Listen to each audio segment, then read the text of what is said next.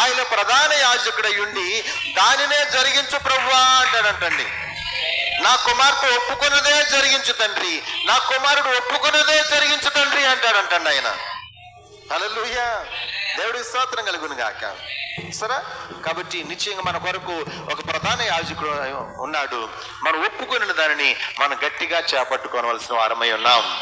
ఆమేన్. ఎందుకంటే ప్రవక్త అంటారు, సరే, మన కొరకు విజ్ఞాపన చేయు న్యాయవాది ఆయనే, తీర్పు తీర్చేది కూడా ఆయనే. మన కొరకు విజ్ఞాపన చేసేది ఆయనే, తీర్పు తీర్చేది కూడా ఆయనే. ఉదాహరణకి వాదించే జడ్జి ఎక్కడ ఉంటాడు? ఇప్పుడు నేనున్న ప్లేస్లో జడ్జి ఉంటాడు. న్యాయవాది ఎక్కడ ఉంటాడు?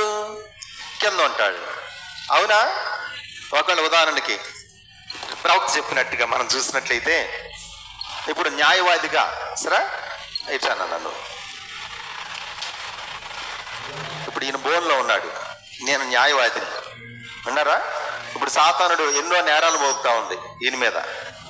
ఎన్నో నేరాలు మోపుతా ఉన్నప్పుడు నేను చెప్తున్నాను, నేనేమో ఇతర పక్షాన వాదిస్తానంటే, తండ్రి నిశ్చయంగా ఇతడు ఒకప్పుడు అలాగే ఉన్నాడు, సాతాను చెప్పినట్టుగానే ఉన్నాడు, కానీ మరి అతను ఒప్పుకున్న ప్రతి పాపము యేసుక్రీస్తు యొక్క రక్తంలో కడిగి వేయబడి ఉన్నది, నేను చిందించిన రక్తంలో కడిగి వేయబడి ఉన్నది. ఇప్పుడు ఇతను పుస్తకంలో ఏ పాపము కూడా రాయబడలేదు.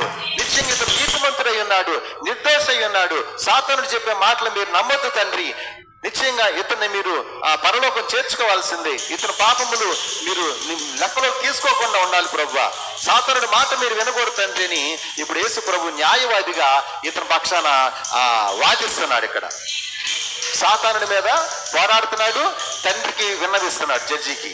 వింటున్నారా?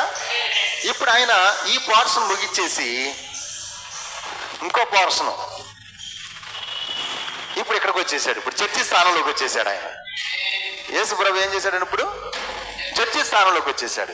ఇప్పుడు జడ్జి స్థానంలోకి వచ్చిన తర్వాత ఇప్పుడు ఆయన ఇంకా అక్కడ ఉన్నాడు, ఇంకా జడ్జిమెంట్ రాలా నుంచి, అక్కడ నుంచి జడ్జిమెంట్ ఇంకా రాలా. ఇప్పుడు నేను తీర్పు తీర్చాలి, ఇప్పుడు తీర్పు ఇవ్వాలి ఆయన గురించి. ఇప్పుడు నేనేమని తీర్పు ఇస్తాను నేను ఆయనకి అంటే, అక్కడ వాదించింది నేనే, ఇక్కడ తీర్పు తీర్చే అవకాశం వచ్చింది కూడా నాకే. అంటే అక్కడ ఈయన విడిపించు తండ్రి, ఈయన పాపాలు లెక్కలోకి తీసుకోవచ్చు తండ్రి అని చెప్పి వాదించి నువ్వు నరకానికి పో, నేను ఇక్కడ ఎక్కడికొచ్చి అంటానా? నేను అనలేను. అవునా? ఎందుకని? ఈయన విడిపించమని వాదించింది కూడా నేనే, అక్కడ ఇక్కడికి వచ్చి తీర్పు తీర్చేది కూడా నేనే. కాబట్టి ఇప్పుడు నేనేం తీర్పు తీరుస్తానంటే, నిశ్చయంగా భూమి మీద ఇతను నా కొరకు నిలబడ్డాడు, ఇప్పుడు నిశ్చయంగా ఇతను విడుదల పొందుకుంటున్నాడు, ఇతని పాపములు ఏవి లెక్కలో లేవు, మొత్తం తుడిచివేయబడింది, నిశ్చయంగా ఇతను నీతిమంతుడై ఉన్నాడు. హల్లెలూయా, ఇతను విడుదల పొందుకున్నాడని ఇప్పుడు తీర్పు ప్రకటించబడతా ఉందన్నమాట. హల్లెలూయా. కాబట్టి మన కొరకు వాదించే ఉత్తరవాది ఆయనే, మనకి జడ్జిమెంట్ ఇచ్చేది కూడా యేసు ప్రభువే. ఆ న్యాయవాది ఆయనే, ఆ యొక్క న్యాయాధిపతి ఆయనే.